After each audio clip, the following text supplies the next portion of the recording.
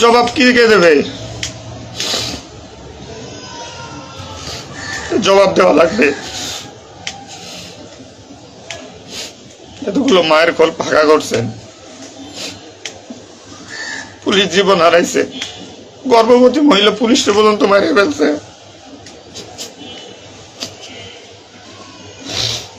নির্মম ভাবে মারছেন।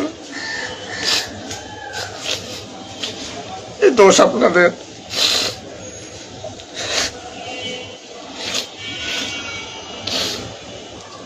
চাকরির ভয় নাই, চাকরি যায় যাক, ভিক্ষা করে যাবো, নির্যাতনার মানব না। কি করছেন পুলিশ ডিপার্টমেন্টের জন্য আপনারা? কত পুলিশ মারা গেছে তার তো ঠিক নাই। বিচার হবে, বিচার আমি করবো, কেন করবো?